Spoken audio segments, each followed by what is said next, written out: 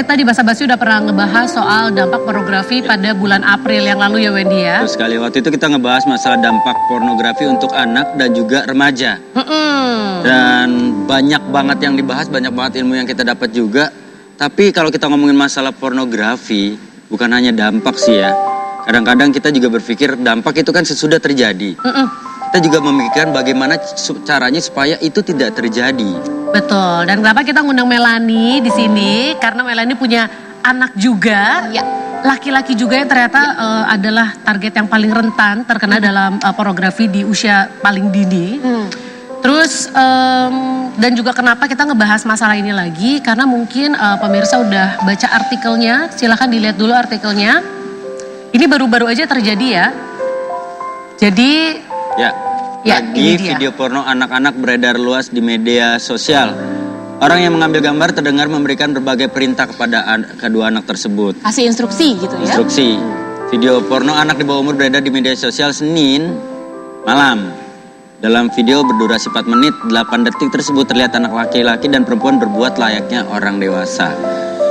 Kedua bocah tersebut melakukannya di tanah kosong dekat kebun pisang samping tembok gedung. Anak laki terlihat menggunakan kaos celana pendek warna gelap, perempuan mengenakan kaos panjang warna kuning dan celana pendek warna putih. Aksi dilakukan di depan sejumlah anak. Dan ketawa-ketawa. Betul, orang yang mengambil gambar terdengar memberikan berbagai perintah kepada kedua anak dalam bahasa Jawa untuk melakukan berbagai gaya. udah lihat? Dan cuman bertahan sekitar 20 detik. Sama. Setelah itu ngilu, sakit hati, pengen nangis, mual. Gak tahu mau ngapain, geter tau gak sih tangan? Emang betul, setuju. Pengen nangis, iya. udah gak kuat lagi.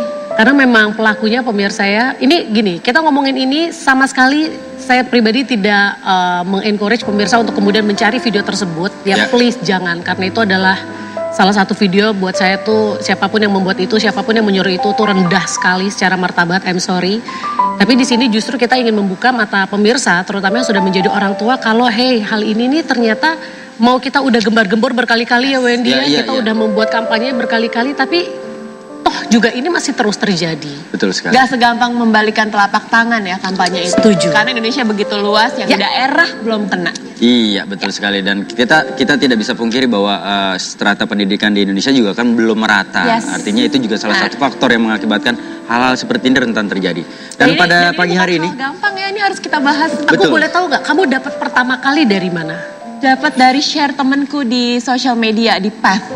Oke, berarti ada orang yang men-share video itu. Ya, maksud dan tujuan dia untuk men-share video itu memang bukan untuk ayo nonton nih, seru nih gitu. Tapi please beware, ada kejadian ini tolong sampaikan ke KPAI kah atau ke pihak-pihak yang memang berwajib seperti itu bisa menangani hal ini secara cepat gitu, biar pelakunya cepat ditemukan. Nah satu hal itu juga jadi dilema kan. Satu sisi sebenarnya kita niatnya pengen memberitahu biar ngasih tahu orang hati-hati. Tapi di sisi lain mungkin tanpa kita sadari kita mungkin buat beberapa orang berpikir kok malah lu jadi share. Jadi memperluas gitu loh. Makanya sekarang kita bakal membahas ini pemirsa, dan tentu saja nggak cuma kita bertiga, kita akan panggilkan ini beliau sudah berkali-kali datang ke Basa-Basi dan beliau adalah pakarnya. Mari kita sambut Ibu Eli Risman.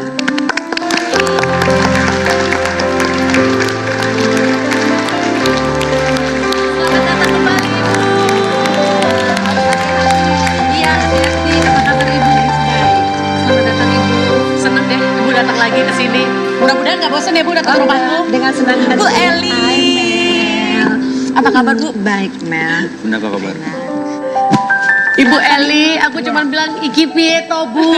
Semua pengen nangis Bu. Nonton video itu. Oh nonton 20 detik Bu. Gak bisa dilanjutin. Nonton gue berarti belum. Gak usah. Enggak. Karena memang waktu itu pas mendengar kabar, ya mendengar berita itu selentingan, cuma akhirnya yalah, males. Ibu kalau kita ngeliat pelakunya anak kecil, kok aku punya anak umur 4. Kita tahu anak kecil tuh gak mungkin bisa melakukan itu atas inisiatif pribadi Ibu. Betul. Jadi kita sampai kepada era yang disebut child pornography. Ya, anak gak mungkin bisa melakukannya kalau dia satu gak pernah lihat. 2 gak pernah tahu. 3 gak pernah dicontohin. 4 nggak diinstruksikan. Itu ada instruksinya kok, kedengeran. Sekarang gini deh ya, itu orang otaknya rusak. Begitu itu diupload, memancing orang-orang lain yang udah pernah kita sampaikan dulu, otak rusak di atas alis kanan mata, sama orang yang tabrakan mobil, itu jumlahnya banyak sekali. Persoalannya pada kita, pada anak-anakku nih, ya pada Anda juga di rumah adalah kita nggak bisa bedain orang yang karena mukanya tetap manusia, otaknya sudah beralih jadi otak binatang. Gitu. Kalau misalnya saya sakau karena narkoba, kan gitu ya. Kelihatan ya secara fisik gitu. ya, tampilannya ya. Kalau ini dia nggak kelihatan. Jadi sebab itu yang kata kunci pertama buat semuanya saudara-saudara saya yang punya anak kecil, nih anak-anakku di sini dan yang di luar adalah waspada. Eling and waspodo. Jadi gini, tahu kan anak ayam ya? Ayam kalau baru menetas tuh telurnya jadi kucing-kucing yang kuning-kuning itu, ya. Itu ayam kan bulunya berdiri semua ya? Iya, betul. Kita nggak bermaksud apa-apa, kita cuma lewat gitu kan dia kan. Nah, kita ibu menghimbau diri ibu punya cucu 5. Dan semua saudara-saudaraku boleh nggak kayak ayam yang baru punya anaknya, telurnya baru menetas. Itu.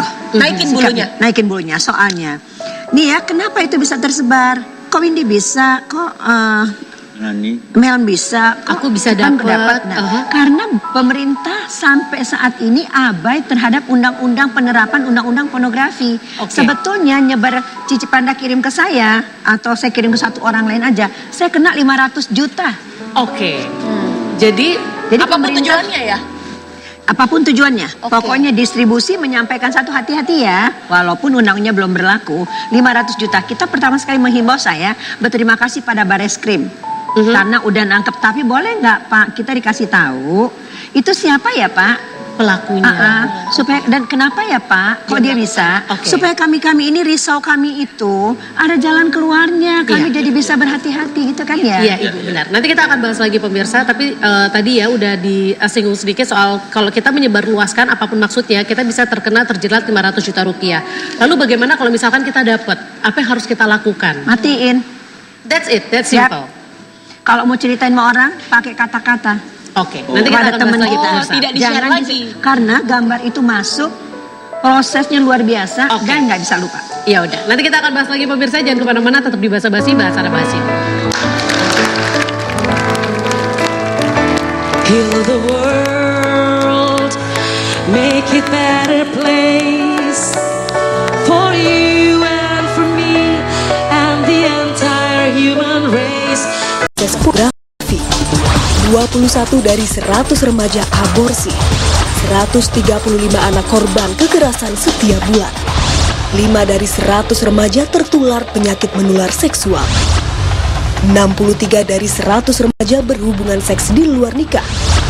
Kasus pemerkosaan terjadi di 30 provinsi di Indonesia. Kekerasan seksual di sekolah terjadi di 19 provinsi. Kasus incest terjadi di 23 provinsi. Mereka adalah anak di era digital yang menghadapi realita dunia modern. Lindungilah anak dan balita kita mulai sekarang.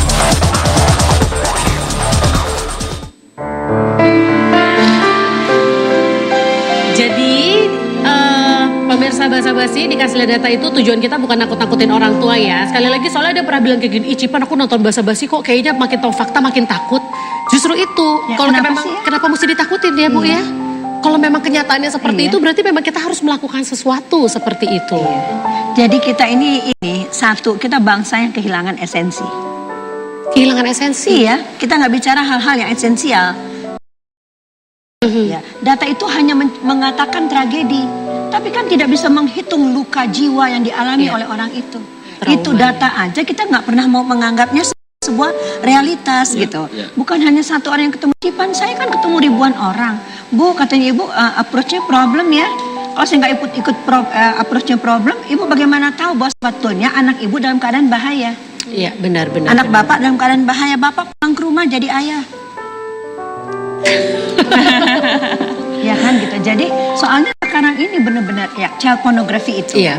adalah orang-orang yang menjadikan anak sebagai objek. Ya, kenapa? Karena kerusakan otaknya sudah sedemikian rupa, jadi dia tidak terpuaskan lagi oleh berbagai macam bentuk pornografi, termasuk dengan binatang. Jadi, kenapa anak-anak? Karena kita semua sayang anak.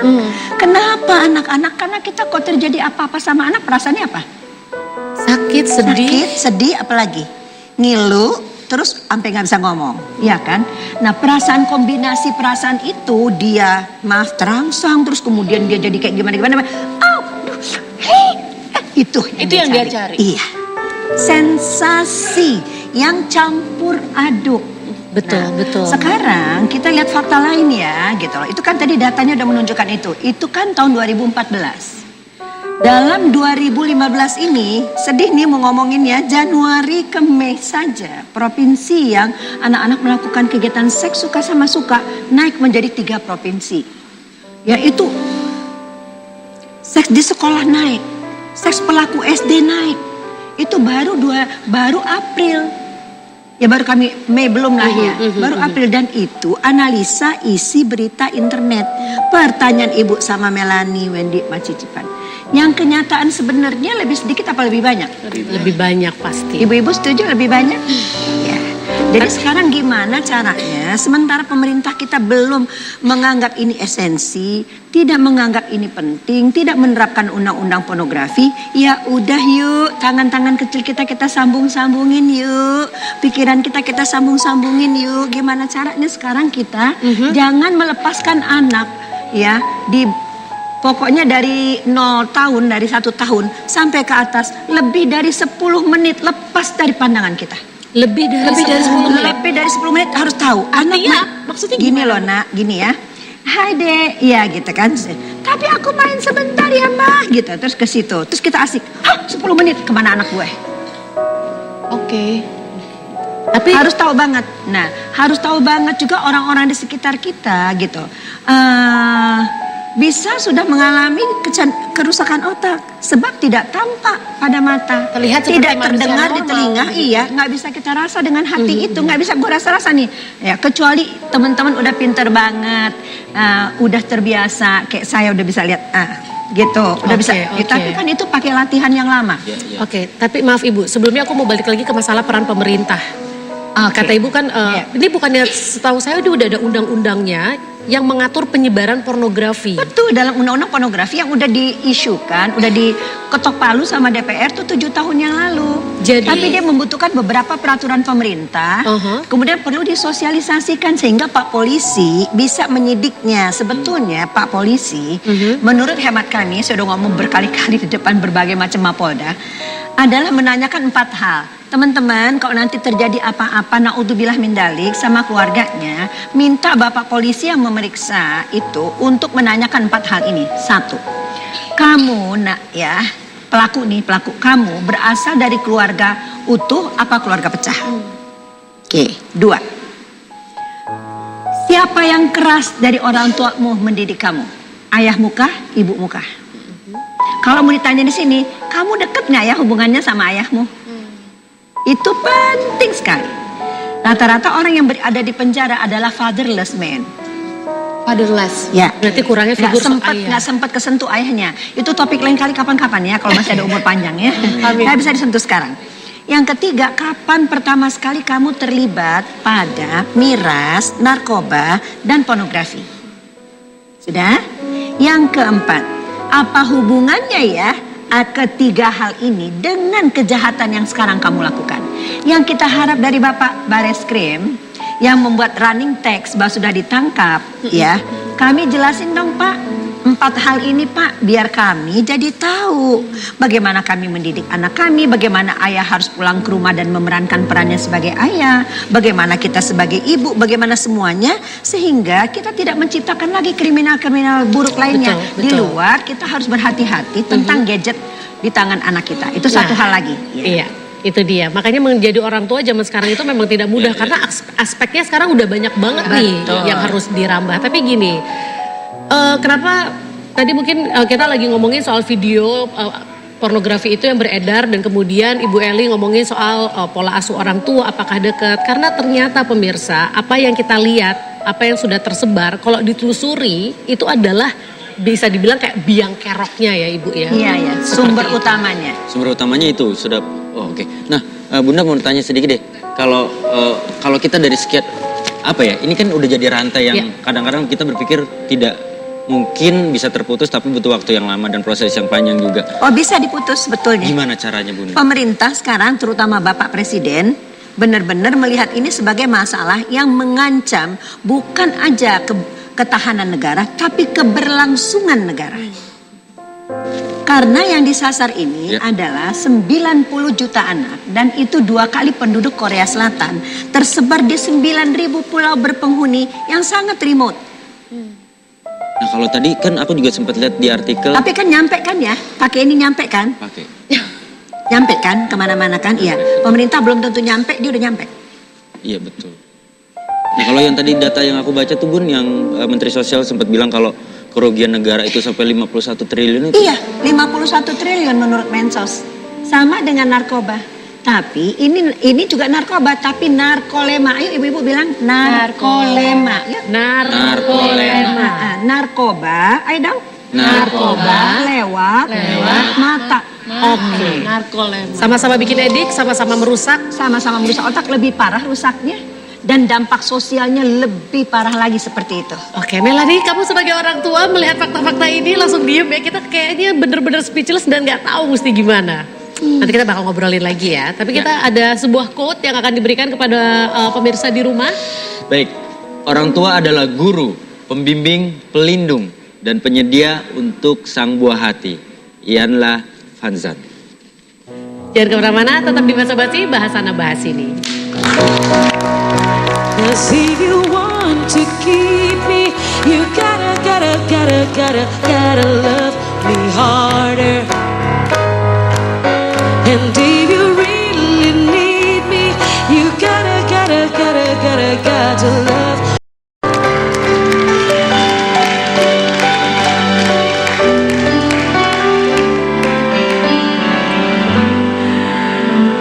Pemirsa, kenapa sih kita lagi-lagi mengangkat topik ini? Karena Basa Basi sangat peduli. Kita percaya anak-anak adalah generasi penerus bangsa. Dan tugas untuk bisa mendidik atau menyiapkan generasi penerus bangsa yang berkualitas adalah tugas kita sebagai orang tua. Dan pornografi ini adalah salah satu isu yang sudah lama. Tapi sampai sekarang nggak tuntas-tuntas. Ini kenapa ya? Apa jangan-jangan Mel karena kita sebagai orang tua, kita sendiri nggak ngeh. Kalau ternyata pornografi ini udah sampai separah ini.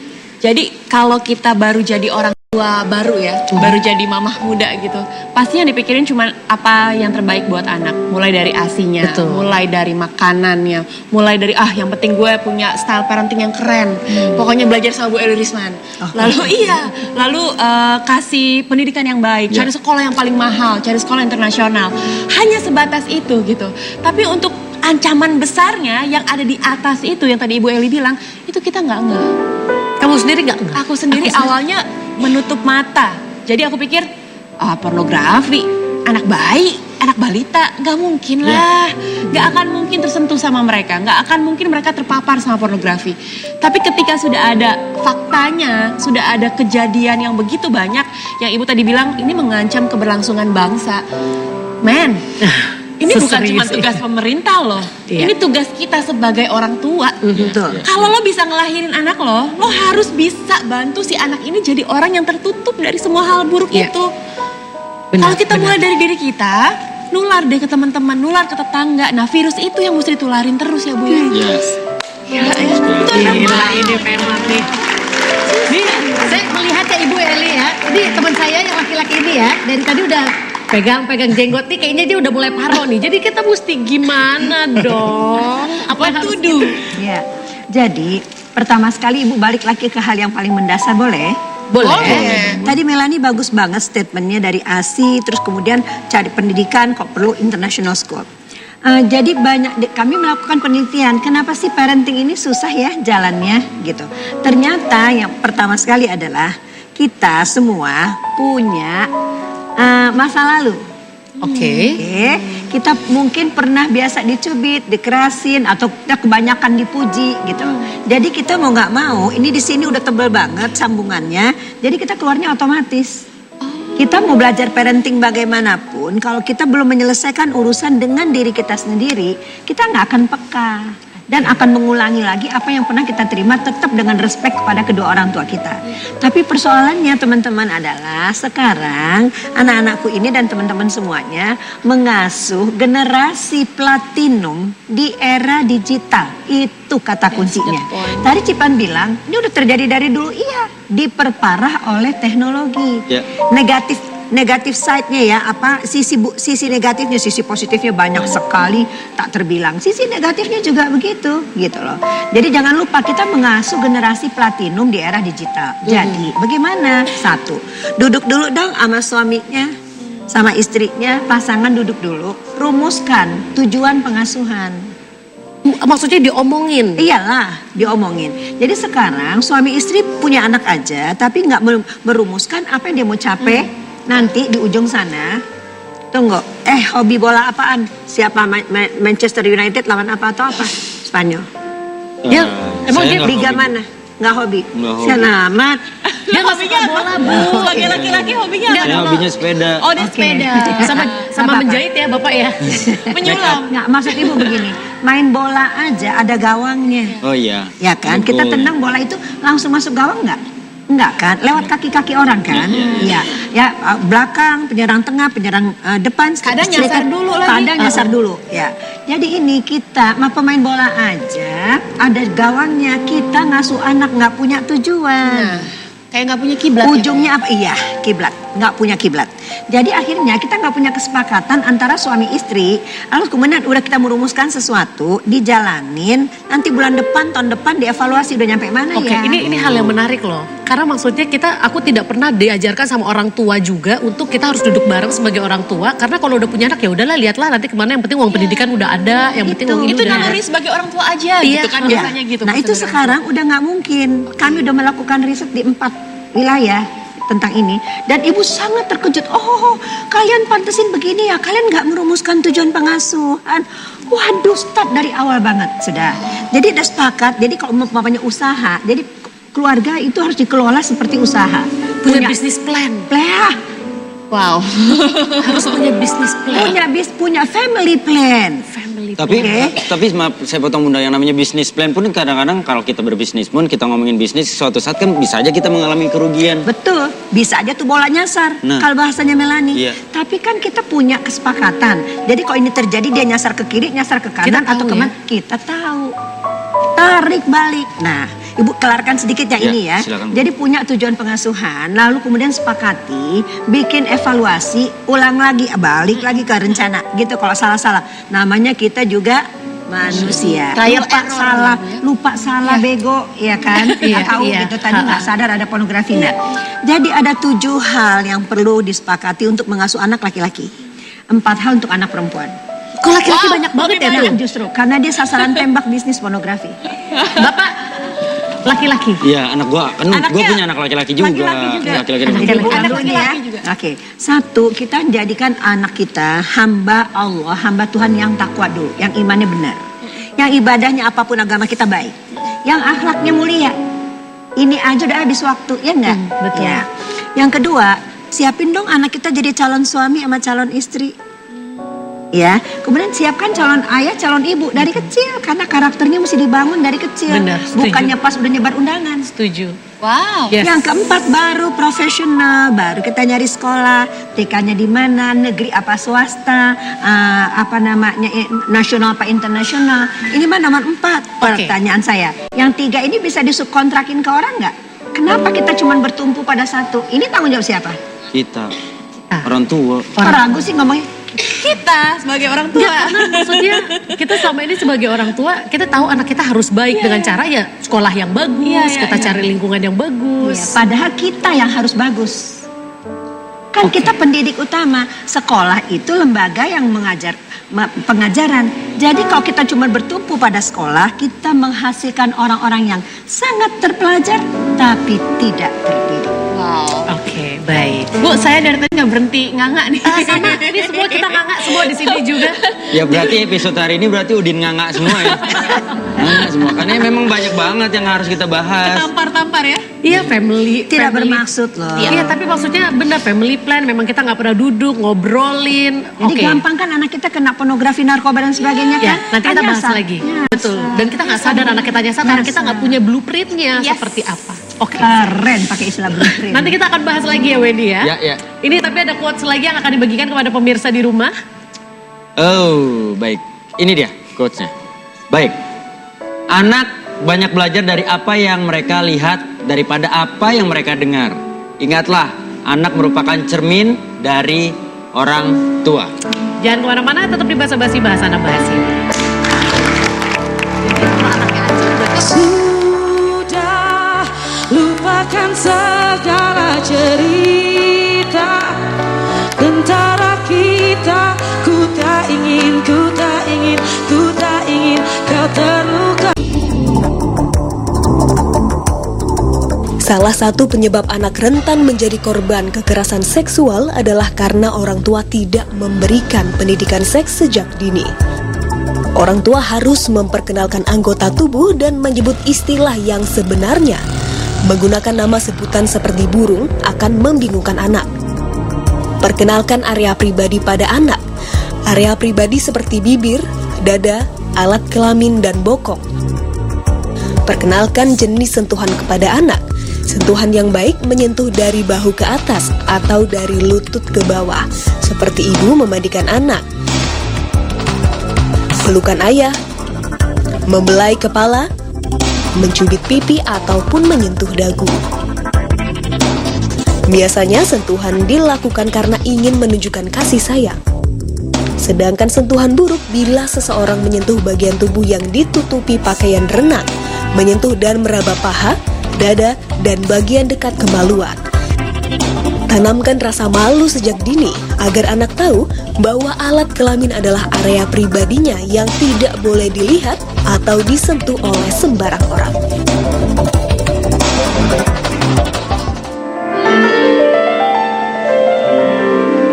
Pemirsa, sebenarnya itu sudah beberapa kali dibahas di Basa-Basi, tapi kenapa kita perlihatkan lagi? Karena mungkin pemirsa harus kembali diingatkan, tanpa disadari dengan kita memperkenalkan sejak dini area-area yang pribadi terhadap anak itu sedikit banyak bisa menghindari anak dari kejahatan seksual. Betul sekali. Seperti itu. Dan memang harus menjadikan, kita harus mencontohkan selalu ya, Bunda, selalu mengingatkan. Ya, dia sedikit sangat share berharga. Ya. Dia sangat berharga ya. Sedikit share ya, kayak anakku yang perempuan yang tadinya kalau duduk walaupun dia pakai baju terusan, daster atau segala macem, baju tidur misalkan gitu ya, awal-awal pakai posisinya seenak dia dan segala macam. Cuma karena selalu diingatkan, nah kamu perempuan, ayo ditutup. Jadi tanpa dia sadari pun ketika posisi dia terbuka pun dia langsung Ya, refleks. dan itu sangat membantu ya Bun ya. Soalnya masih bersih. Oke, tapi sebelum kita ngomongin lagi, ini ada yang tadi masih ketinggalan Mel. Kan baru 4, kata ibu ada 7. Ada Ya, 3 betul. lagi. Buat cowok nih, buat cowok kan. Ya, Benar. jadi kalau anak perempuan 4 ini aja cukup. Ya. Kenapa? Karena nanti kok kurang-kurang, kan dia kawin, ada suaminya ngedidik dia. Kan tanggung jawabnya suami bukan hanya memberi nafkah, tapi mendidik istri dan anaknya. Jadi pendidikan anak laki-laki sejuta kali lebih berat daripada mendidik anak perempuan. Karena dia punya tanggung jawab. Saat tanggung jawab belum kelar, dan dia sasaran tembak bisnis narkoba dan pornografi. Tadi. Ya, udahlah itu dia mesti 7. Oke. Yang kelimanya, anak laki-laki harus menjadi pendidik, yaitu mendidik istri dan anak-anak. Yang keenam, dia harus jadi pengayom. Karena nanti kalau kita tua, yang ngurusin deal sama dokter operasi nggak operasi, obat generik apa impor, siapa? Bukan anak perempuan lah, anak laki-laki kan dia warisannya lebih banyak kalau dalam Islam, ya. Jadi yang menjadi kalau misalnya ngurusin kalau di dalam Islam harus sholat itu di jenazah itu disolatkan. Ini teman-teman udah punya rencana belum siapa yang mau sholatkan jenazahnya nanti? Ya Bu, Ya udah dilatih belum? Jadi mestinya harus dipersiapkan ke situ. Makanya kita punya tujuan pengasuhan, punya goalnya, punya apa tadi blueprint. Nah, yang terakhir adalah yang sebaik-baik orang adalah yang bermanfaat bagi orang lain. Tidak hanya mikirin harta itu, dan harta itu kan nggak dibawa mati ya. Iya. Sebetulnya rezeki yang paling utama harus kita targetkan pada anak kita adalah menjadi sabar. Menjadi Sabar, bukan uang. Itu kuncinya. Iya. Kenapa? Karena sabar bisa macam-macam selesai dan tidak akan menimbulkan persoalan dengan yang lain.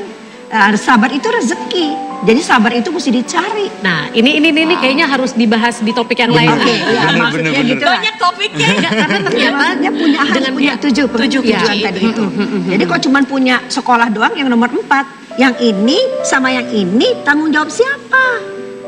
Jadi makanya menghasilkan banyak sekali orang terpelajar tapi tidak terdidik. Oke, Ibu, aku boleh, kalau misalkan aku akhirnya menyimpulkan kenapa makin sekarang kejahatan pada anak, terutama seksual, Iya. makin parah karena kesalahan pendidikan yang dulu-dulu. Ini sekarang buahnya kita terima. Terus kemudian kita lalai, kita mati suri kalau istilahnya Melani terhadap tantangan dari era negatif dari era digital ini.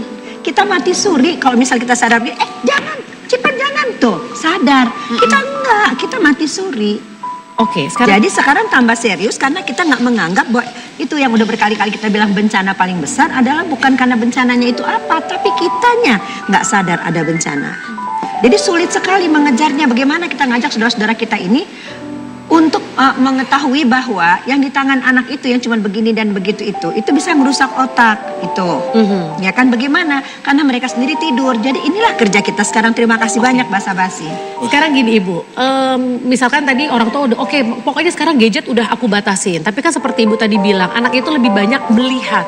Mungkin nggak Mel, tiba-tiba aku kepikir kita sebagai orang tua tanpa disadari memberi contoh awal yang menjurus ke pornografi. Misalnya aku pengen nanya deh, apakah ada batasan antara suami dan istri ketika kita memang ciuman gitu, sebenarnya untuk tanda sayang kan? Ini juga pengen ditanyakan ke Bu Eli hari sama ini ya. nih. Karena kan kita sebagai orang tua tuh kepingin anak bisa melihat orang tuanya saling mengasihi. Mesra. Kita pingin anak juga merasa hangat dengan itu. Betul. Jadi kita suka sayang-sayangan, ciuman bertiga, peluk-pelukan. Memang dilakukan semata-mata untuk biar anak tahu nih orang tuanya sayang banget nih sama kamu nak. Itu harus dilakukan. Harus dilakukan. Lalu supaya batasannya tetap batasannya. apa, Jangan cuman bibir. Jangan kelihatannya bernafsu. Ya, dan lalu kita bilang ini hanya dilakukan harus ada why-nya. Kenapa? Itu yang kita suka ini. Kita contohkan tapi kita nggak jelaskan. Kenapa papa Jadi- cium mama? Kenapa mama cium papa? Iya, Oke. kita saling sayang karena kita keluarga. Iya, mama sayang ayah, ayah sayang mama. Kami sayang sama kamu karena kita harus saling sayang menyayangi. Dijelaskan. Jadi kata kuncinya bahasa Sundanya RW. Nah, reason why. Karena otak anak itu selalu karena belum bersambungan, jadi dia selalu jadi ini kenapa? Kenapa kalau aku cetok gini? Kenapa semua lampunya hidup? Tapi kenapa bisa bersambung? Tapi terus Iya, gitu. iya, pertanyaan. Jadi kita harus menggunakan cara berpikir anak untuk menjelaskan kepada mereka, yaitu dengan menjelaskan. Dan itu bukan hanya saja membuat anak mengerti, tapi membuat mereka lebih pintar. Oke. Bu, pertanyaan lagi satu lagi boleh nggak? silahkan. Mengenai batasan orang tua kepada anak ketika mandi sama anak, ganti baju di depan anak. Iya. Nah, itu gimana sih Bu? Ya, 0 sampai 2,5 tahun itu sambungan otak baru mencapai 1 triliunan. Oke. Sebatas itu saja, karena di atas itu nanti kalau dia tanya macam-macam karena sambungannya udah banyak, Anda tidak tahu menjawabnya. Iya. Satu.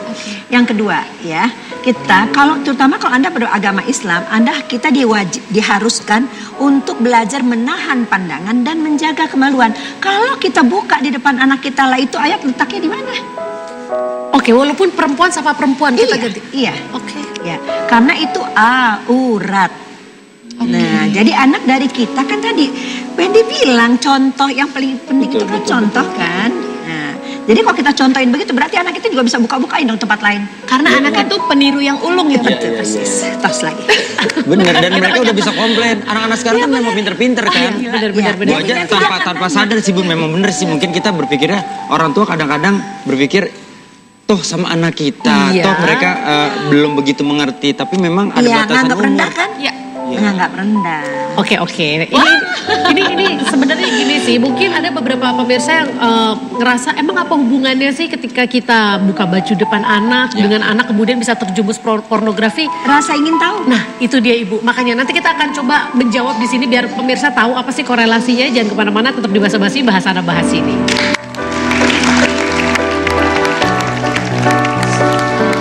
Tenggelam dalam sendu, waktu pun enggan untuk berlalu.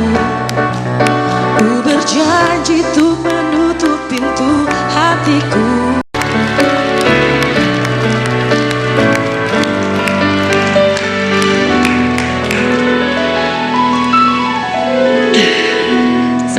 ngomongin soal pornografi itu kan sebenarnya luas banget ya. Sekarang mendingan langsung apa sih yang bisa kita lakukan sedini mungkin deh untuk mencegah supaya anak kita tidak terjerumus sama hal seperti itu. Tadi sempat disinggung ternyata pola asuh dari kecil itu sangat mempengaruhi.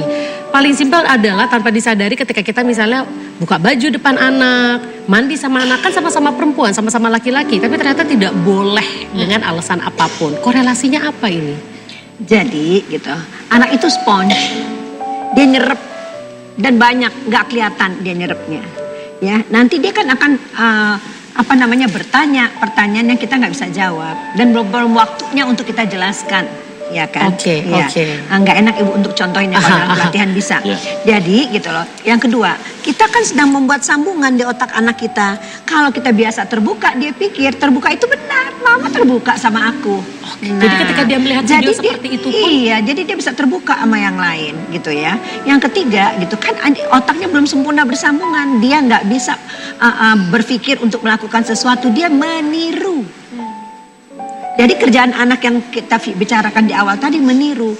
Jadi hati-hati sekali terhadap peniruan yang mungkin dilakukan oleh anak. Karena kalau udah terlalu sering, dia otomatis melakukannya sendiri. Bayangkan kalau ini anak yang kita bicarakan dari sejak awal itu otomatis melakukannya. Ya. Itu bencana yang sesungguhnya. Dan dia akan melakukannya lagi terhadap anak lain karena nggak ada yang mengarahkan dia.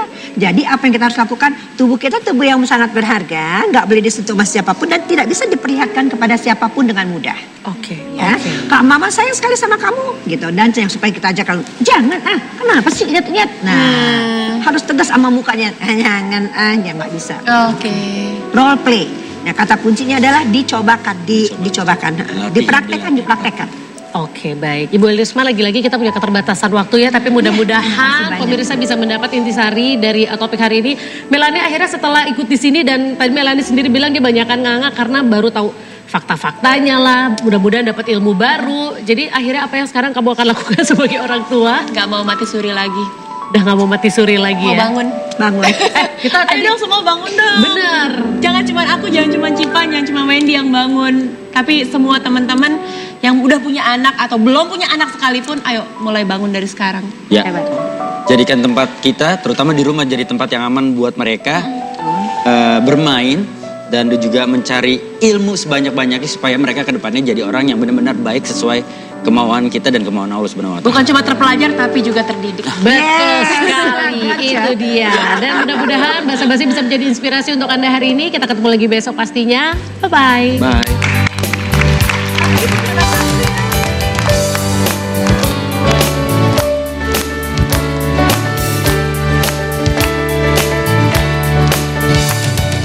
You say you wonder your own life, but when I think about it, I don't see how you can. You're aching, you're breaking, and I can see the pain.